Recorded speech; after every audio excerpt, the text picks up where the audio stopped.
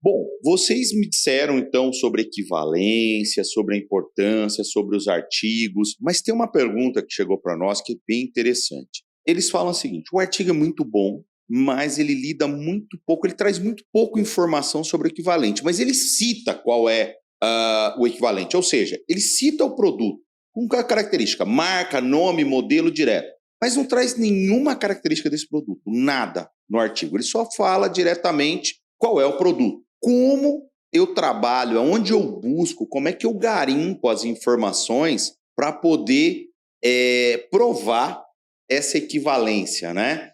Como é que é esse trabalho, como é que é esse garimpo de busca da equivalência? Como é que vocês montam, como é que vocês trabalham nisso? Bom, normalmente os iniciantes disso, eles querem um artigo que fale ácido hialurônico para preenchimento de lábios. Não vai ter isso. Com um nome fácil, com o artigo destinado exclusivamente para avaliar aquela indicação que a gente pretende no produto. Então, eu trabalho dessa forma, né? Eu identifico, realmente, o artigo usou o meu produto, né? O equivalente, usou. Mesmo que eu esteja falando de uma revisão de bibliografia, onde apenas dos 1.000 pacientes, apenas 100 utilizaram o meu produto.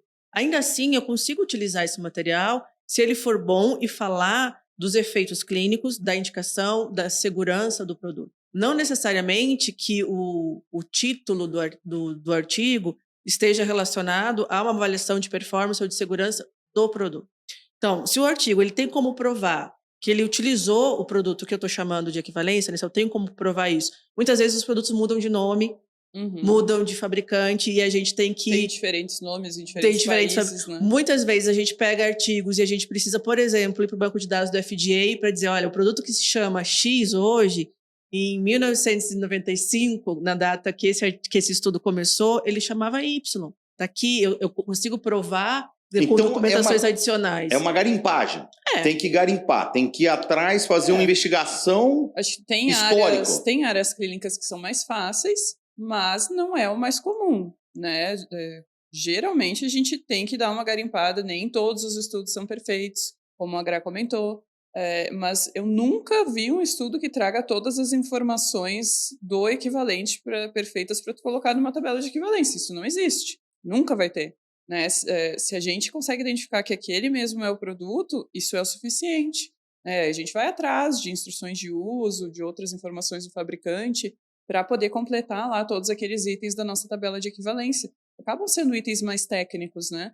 Então, até se a gente pensa em termos de publicação científica, muitas vezes nem faz sentido ter todos aqueles itens numa publicação científica. Então, acho que é natural, né, que a gente não tenha tudo isso no artigo, mas se eu consigo identificar que realmente aquele lá é o meu produto equivalente, isso é o suficiente. Então, um santo Google que socorre no dia a dia, é essa situação. Para buscar o manual daquele produto, para buscar as informações técnicas daquele produto. E muitas vezes você precisa fazer testes pré-clínicos comparando. Exato. Então tem que ir atrás de um produto, até tem que comprar o equivalente? Claro. Muitas vezes você está desenvolvendo um produto, eu estou desenvolvendo uma caneca que eu estou dizendo que é igual à sua. Eu preciso provar. E eu posso não ter todos os acessos porque você é um fabricante extremamente inteligente, você só deixa público o mínimo regulatoriamente exigido. Certo? Eu vou no seu summary de FDA, é um processo antigo, tem lá muito pouca informação. Eu não sei, eu estou falando de uma membrana, por exemplo, eu não sei qual é a sua resistência à tração, eu não sei exatamente qual é a sua espessura, eu não sei qual é a sua característica microscópica, eu preciso fazer testes. Características de preenchedores dérmicos, acho que é bem comum, né? É bem comum. As características reológicas. Por exemplo, você até encontra artigos com valores de G' de um ácido hialurônico. Mas se eu for testar, talvez eu não consiga, no meu ambiente de laboratório, chegar no mesmo valor que aquela publicação está falando que determinado produto tem. Então, muitas vezes, dentro do meu orçamento de projeto, e quando eu definir lá os meus dados de entrada, eu tenho que planejar a compra e alguns testes que eu chamo de desempenho essencial do produto para que eu consiga comparar características básicas. Tá, olha que legal que vocês estão me dizendo agora. Então, quer dizer que muitas vezes eu vou ter que comprar esse produto no mercado, levar para um laboratório para descobrir o que eu desejo descobrir, para provar que ele é equivalente. E aí, eu posso pôr esse trabalho na minha avaliação clínica? A Anvisa não vai achar ruim? Que é uma pergunta que teve, que eu vou puxar lá da frente e vir agora, que é aquela situação assim, olha, eu achei um artigo legal, ele traz todas as informações, só que para que eu prove a equivalência, eu preciso comprar o material no mercado do concorrente, testar e colocar isso na avaliação. Isso é possível? Pode ser feito? Com certeza. Eu acho que esse é um cenário ideal, na verdade, né? Onde tu teste no mesmo laboratório, ou nas mesmas condições, os dois produtos e tenha lá um relatório mostrando que eles são equivalentes para as características analisadas. Esse é o cenário perfeito, na verdade, né?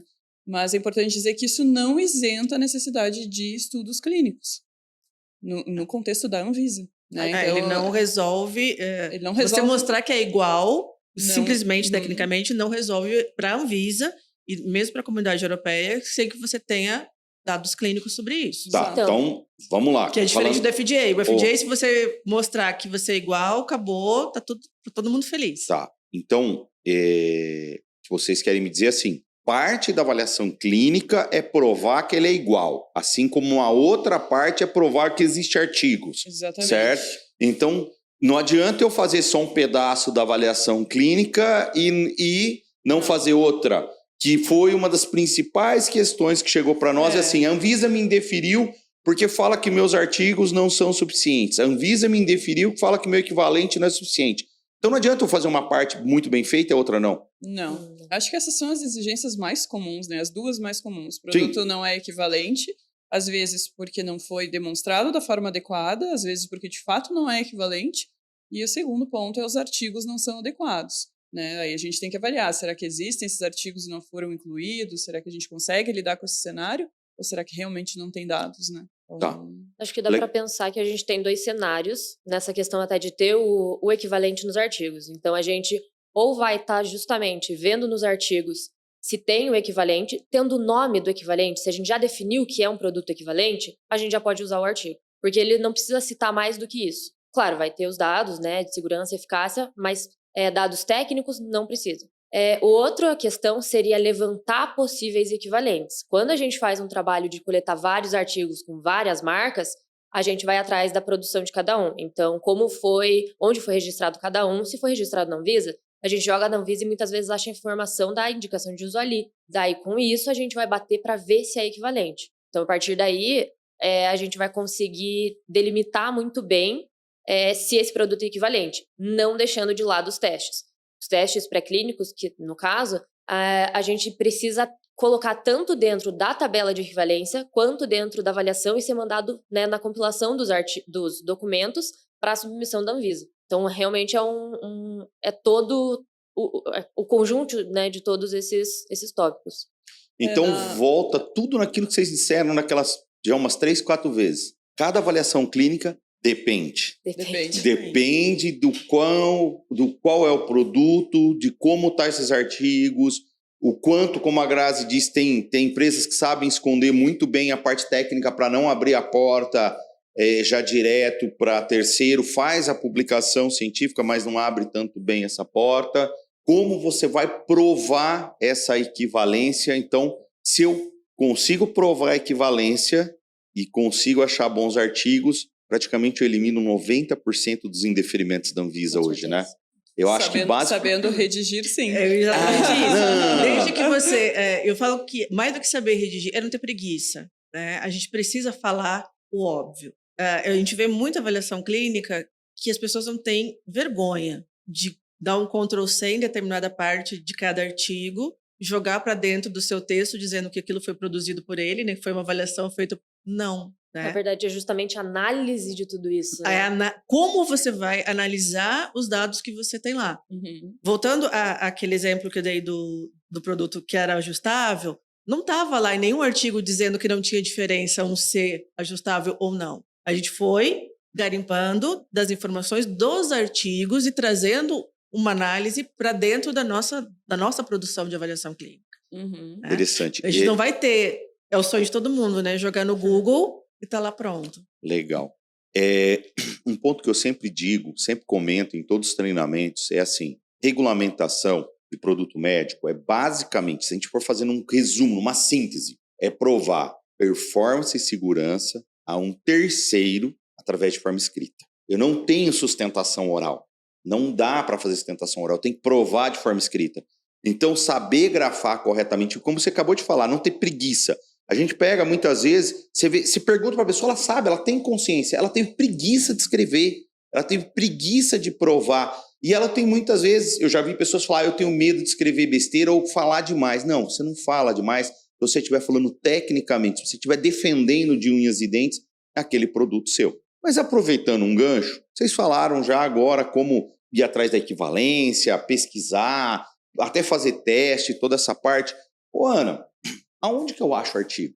Essa pergunta bateu aqui para nós. O pessoal quer saber, entendeu? Porque fica um pouco preocupado. Aonde é a fonte? Qual que é a mina dos artigos? Então, a gente pode achar artigo em muitos lugares, mas aí entra para a questão de onde a gente vai ter dados confiáveis e os de melhor qualidade. Seguindo a regulamentação da Anvisa, a gente busca nas bases de maior qualidade de artigos. Então, vai ser PubMed, BVS, a biblioteca da Cochrane, porque a gente vai conseguir ali já ter acesso aos melhores artigos sobre aquele produto equivalente que a gente está atrás. E ainda dentro dessas buscas, a gente vai ter que limitar, né? Porque mesmo sendo as melhores bases, ainda aparece alguns, ou um delineamento um pouco mais baixo, ou um número muito baixo de participantes. Mas, basicamente, são nas bases de destaque para esses dados. Então, acho que é importante onde buscar e como buscar. Era a pergunta que eu ia fazer. Né? Então, existem estratégias de buscas específicas para cada banco de dados. Isso é um conhecimento que não está em nenhuma norma de nenhuma agência reguladora, isso é um conhecimento científico. Né? Quem estudou, por exemplo, revisão sistemática, meta-análise, conhece essas formas de buscar em cada banco de dados. Né? Por exemplo, o PubMed inteiro está dentro do Google. Se tu buscar no Google, tu vai achar os artigos do PubMed. Né? Mas se tu souber fazer uma busca adequada dentro do PubMed, tu vai chegar muito mais rápido aos teus resultados e de uma forma muito mais reprodutível. E muitos desses artigos são pagos, certo? Eu tenho custos para poder ter acessos hoje. A grande maioria, né? A grande maioria, né?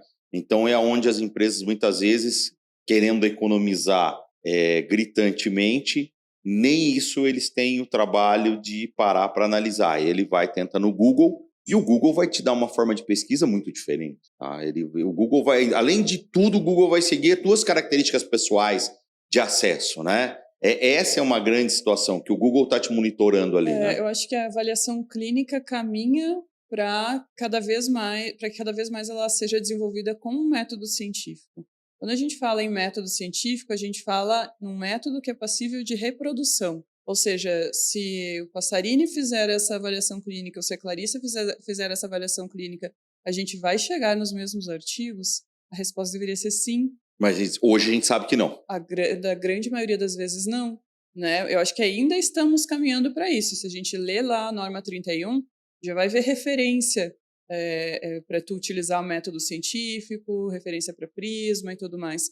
Na prática, a gente vê que esses detalhes ainda não são cobrados. Né? Mas eu acho que a gente está caminhando para esse... É o próximo passo da avaliação, provavelmente. Sim. Que já é comum na Europa. Né? A gente mesmo já teve várias exigências do revisor dizendo: eu usei a sua forma de pesquisa, as suas palavras-chave e não cheguei no resultado. Uhum. A Anvisa vai chegar nesse nível. E eu acho também. que muito em breve. Muito em breve. E uma dica importante, gratuita, tá? É que todos os bancos de dados, eles trabalham as suas palavras-chave de pesquisa, eles são o resumo, né? O abstract de cada artigo. E nem sempre o nome do produto equivalente está no resumo.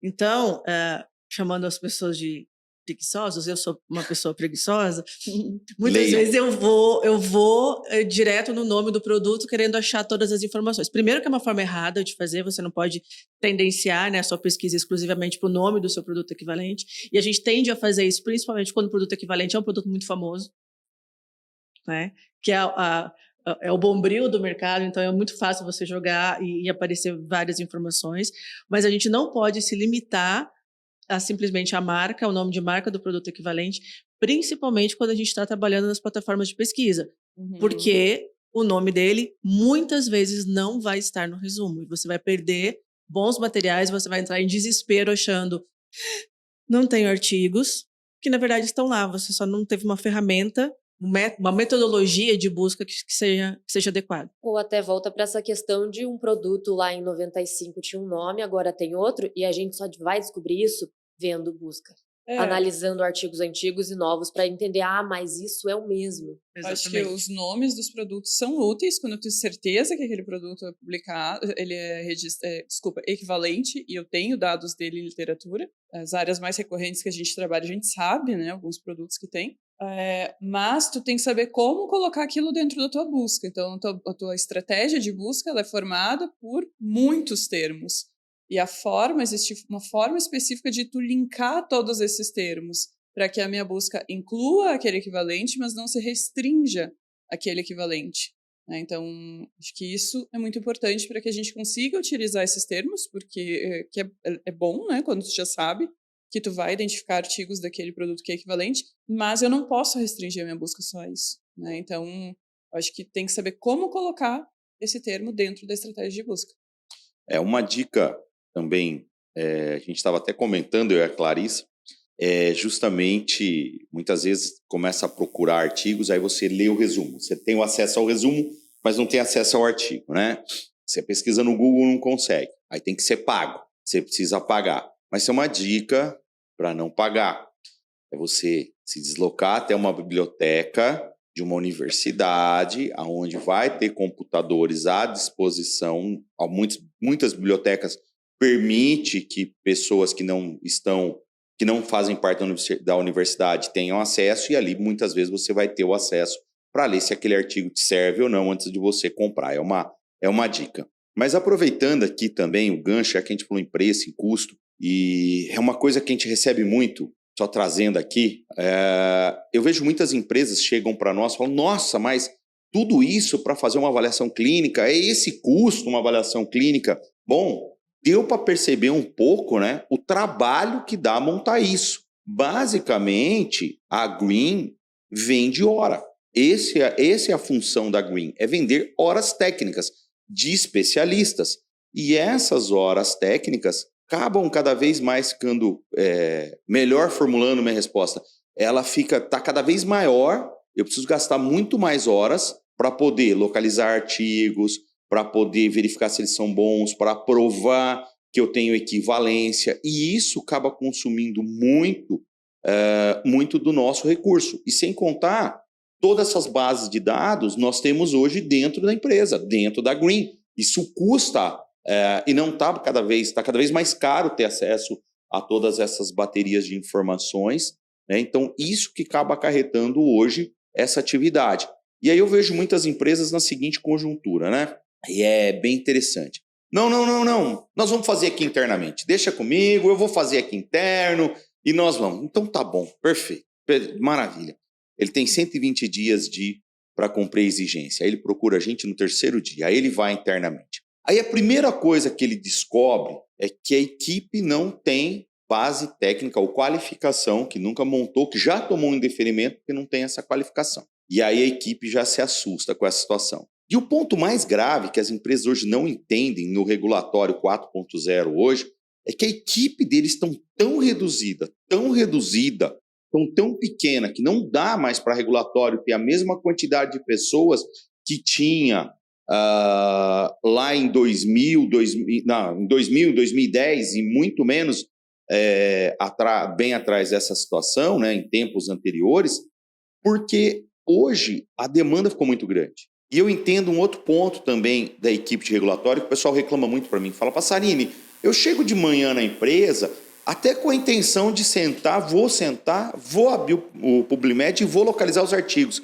Mas na hora que eu sento na minha cadeira, já começa um bombardeio de necessidades de todas as áreas e quando eu olho no relógio, às 5 da tarde, eu não consegui pegar de novo. E aí vem a grande e brilhante ideia, faltando 5 dias, 10 dias para vencer, eles nos procuram, pedindo, pelo amor de Deus, gente, nós também precisamos de tempo. A gente é especialista, nós sabemos fazer, nós temos todas as ferramentas, todas as técnicas, mas nós também não temos como quebrar essa barreira do tempo. Nós não conseguimos fazer milagres, né? Então, esse é um problema muito grave hoje dentro dessa situação, dentro desse ponto, né? Na Green até a gente resolve bastante, né? Porque a gente acaba alocando, às vezes, 2 até 3 especialistas para resolver uma avaliação clínica. Semana passada a gente finalizou uma, né? Que o cliente tinha 14 dias para responder. Mas de vez em quando nos procuram com 4, né, Clarissa? Nós fizemos em menos de uma semana a avaliação, mas foram 3 pessoas trabalhando e uma só revisando o final, né? Para garantir que o que cada uma está fazendo no final vai fazer sentido, né? Foi um trabalho insano, né? Acho que dá para dizer que a gente já resolveu alguns milagres aí. A gente já teve alguns clientes que deixavam ou tentavam fazer internamente mesmo, ou às vezes tentavam fazer e mandavam pra gente o que eles tinham conseguido até então. E a gente vê justamente isso, a diferença no técnico. Então, dentro do PubMed, ok, jogaram ali o equivalente, o nome do produto, e ficou nisso. E a gente tem que ampliar muito, porque às vezes, como a Grazi comentou, não vai estar o nome do produto ali. E também, assim, plataformas específicas. O PubMed tem uma forma de buscar ali dentro muito diferente do que você jogar ali no Google. O Google vai te dar 300 mil resultados, 30 mil resultados para baixar, e o PubMed não, você consegue reduzir esse número para 1.000 e pouco. E, de novo, vai ter que analisar tudo isso. Então, acho que as empresas têm muito a questão de, no fim, a gente chega com uma quantidade reduzida de artigos e achar que foi mais fácil, talvez, ter encontrado. Porque realmente é pouco dado, mas a gente precisou ver muita coisa para chegar ali. Legal. E, gente, a gente está aqui há quase 2 horas discutindo e falando das 2 bases principais da avaliação clínica, né? E a gente precisa ir para a última, apesar de não ter tanto indeferimento na última base, mas acontece, a gente pega do tipo da situação assim, que vem da Anvisa, que não se conseguiu concluir, que não conseguiu se provar a situação, que é, na verdade, a gente selecionou os artigos, provou a equivalência, discutiu esse tema, que é uma coisa muito importante, que é discutir o equivalente e o meu produto, né? Mostrando toda essa atividade, mas muitas empresas, quando montam, esquecem da conclusão, que é fundamental. E eu gostaria que vocês comentassem um pouquinho sobre a conclusão. Como eu fecho uma avaliação clínica? Eu acho que é muito sobre o que a Grazi falou, de não ter preguiça, porque realmente vai ser analisar tudo, vai ser um compilado de ver os dados que o cliente mandou sobre o produto, dados técnicos de laboratório, avaliar o que está na literatura, avaliar dados pós-mercado, por exemplo, do equivalente, e fazer uma conjuntura disso tudo para falar, olha, mesmo tendo às vezes dados negativos, a gente encontra também, isso acontece. Teve um dado negativo sobre o desfecho de tal produto, a gente vai falar, teve, mas por outro lado a gente consegue ver que ele aconteceu por tal razão, que ele aconteceu, mas foi num cenário específico. Então tem que ter uma análise em cima de todo o dado, não dá só para jogar o dado na avaliação e achar que vai estar falando por si só. A gente realmente precisa analisar tudo isso. Então, que você está me dizendo que, assim, eu tenho que colocar toda essa conjunção de fatores que eu levantei até o momento, mas eu não posso esquecer também de forma alguma dos efeitos adversos que podem ter vindo. Eles têm que aparecer na conclusão. Sim, a gente basicamente estaria mentindo se não colocasse eles ali, né? A Anvisa ia entrar nos artigos e ia ver, mas isso aqui tá mostrando algo negativo, por que não apareceu na avaliação? Isso é importante de notar que a Anvisa tem lido os artigos, né? Então não adianta eu querer mentir, né? Porque tu vai mandar o PDF do artigo em anexo e a Anvisa, na grande maior parte das vezes, tem lido os artigos. Então ela vai lá no PDF, confere o que tu colocou, confere a qualidade daquele estudo também. Então, olha, muito bom. Foi uma pergunta que veio para nós. Eu preciso anexar os artigos? Né? Veio a situação, a Anvisa está me contestando sobre eu anexar o artigo. e o artigo é pago. Como é que eu faço para anexar esse artigo no processo? Então, já complementando duas questões, uma veio com essa situação, né? O artigo é pago, eu posso anexar ele no meu trabalho, tá? Pode. Uma vez que eu comprei? Sim. Pode, Com né? certeza. Perfeitamente. Eu comprei o artigo, coloquei ele ali, e a Anvisa é uma das instituições que tem acesso a todo esse banco de dados que está à disposição, né? Uhum. E o segundo ponto que a gente vê que é muito importante é eu preciso estar com o artigo ali. Eu não vou só citar o resumo ou só citar o nome, correto? Vai ler e vai fazer uma análise em cima daquele artigo. É. E complementando uma coisa que a Ana falou, às vezes a gente chega, eu avaliei 1000 artigos para chegar em 10. Só que eu preciso mostrar para a Anvisa que eu avaliei 1000. Né? Então eu preciso ter critérios de inclusão e exclusão estabelecidos e mostrar para a Anvisa por que determinado artigo foi excluído. Porque considerando que a Anvisa tem acesso ao mesmo banco de dados que você, e ela identifica um artigo que apresenta vários eventos adversos ou que realmente fala mal, vamos dizer assim, do produto em questão, do equivalente em questão. Aí você decide que, não, esse artigo não é bom para mim, então eu não vou usar. Você não pode fazer. Seja bom ou seja ruim, o material tem que estar lá e tem que estar discutido.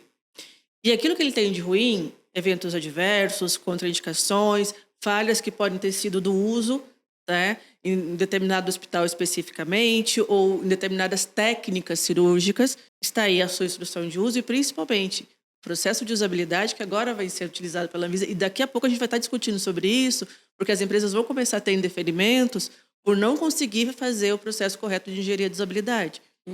E as coisas vão estar linkadas. Então, os eventos adversos que você determinou, identificou na sua instrução de uso, elas estão corretamente e claras na tua instrução de uso? Aquela técnica cirúrgica que pode ser um problema por conta do teu parafuso que tem uma rosca diferente, ela está contraindicada na tua instrução de uso? É claro para o cirurgião que aquela é uma técnica que não deve ser usada para esse tipo de produto? Tudo está linkado e tudo nasce junto com o projeto. Então, A avaliação clínica não é uma coisa que deveria ficar pronta em 2 semanas ou em 4 dias, que é o que a gente acaba fazendo. Ela deveria ser construída ao longo do projeto da mesma forma que o gerenciamento de risco, da mesma forma que o processo de usabilidade, quando a gente está falando de usabilidade formativa. Então você quer me dizer o seguinte também, que você colocou lá no início, que eu achei bem interessante. Eu não posso pegar só os artigos bonitinhos que trata do meu produto, né? Eu tenho que pegar todos que estão ali e discutir todos, porque a Anvisa também vai analisar. Hoje a gente já sabe que a Europa faz muito bem isso, né? Todos. Ela vai querer analisar. Então, esse fala mal, esse fala mal, esse fala bem. Eu vou pôr esse. Não, esse fala mal, esse fala bem. Eu vou pôr esse.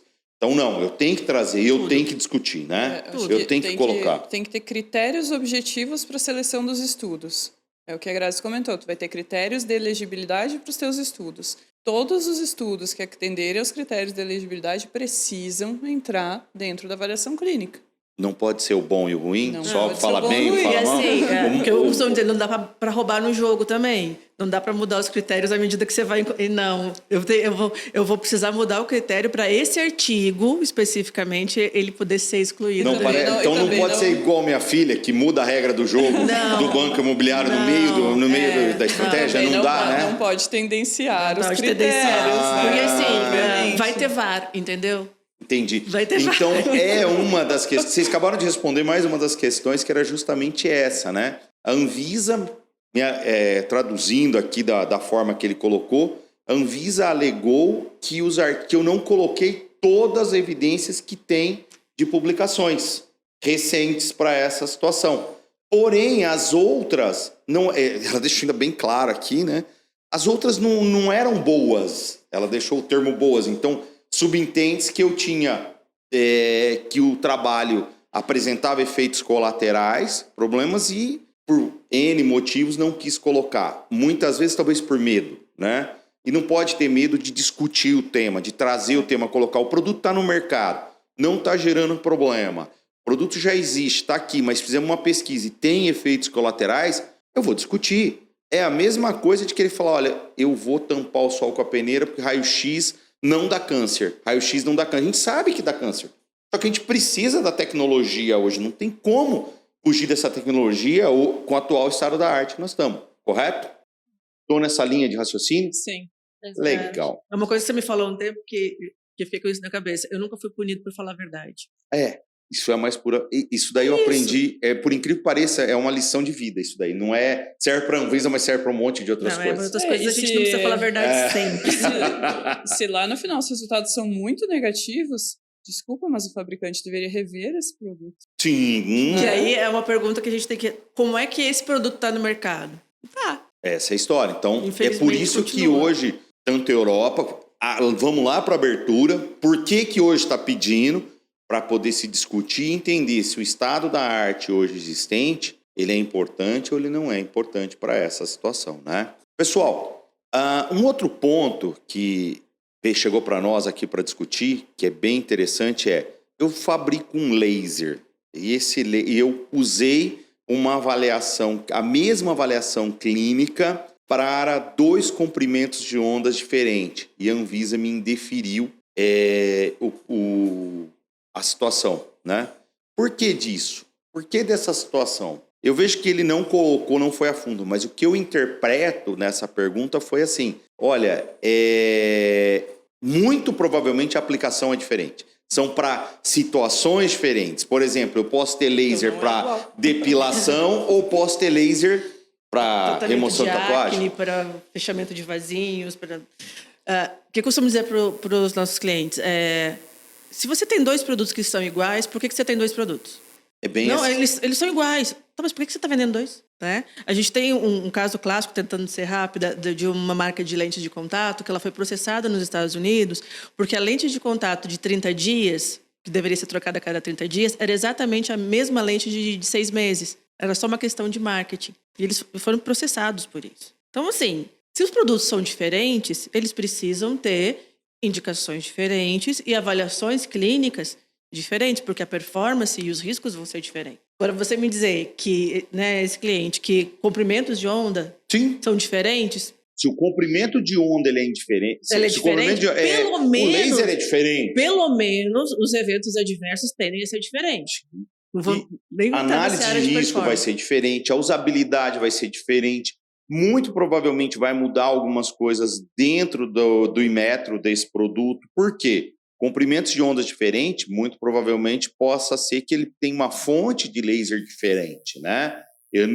A pergunta ele não especifica muito a fundo, mas entenda-se, eu posso talvez ter feito todos os ensaios de segurança até mesmo igual. Olha, a fonte eu consigo ajustar ela, é a mesma fonte, ela solta X ou solta Y, mas a performance não vai ser. Porque ele vai ser determinado para utilizar em situações distintas, né? Eu já vi empresas no Brasil ter 2 marcas e o mesmo produto, tá? Ter a marca A e a marca B. Isso está ficando muito na moda hoje em diversas outras áreas, né? E outras situações, mas a gente tem que entender que no regulatório eu não posso aplicar os conceitos de marketing.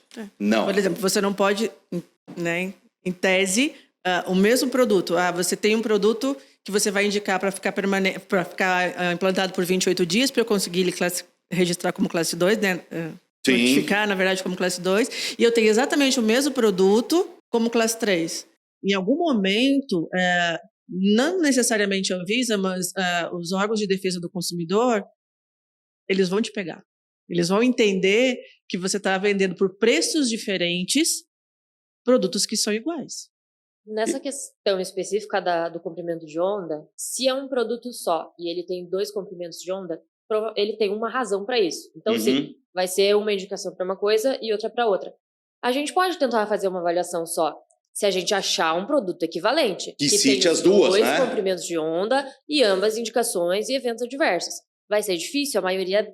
A gente já recebeu alguns casos de produtos nesse sentido e não tinha. Então, a gente acaba partindo ou para separar a avaliação, então fazer uma avaliação para um comprimento para uma indicação e outra para outro, ou até de forma bem mais arriscada, mas que às vezes alguns clientes acabam optando por custo e tempo, em tentar trabalhar com 2 equivalentes, que são um com comprimento de onda e outro com outro, para tentar englobar o produto inteiro. Mas, de novo, né, é algo muito mais arriscado de fazer do que simplesmente separar e pegar um para cada.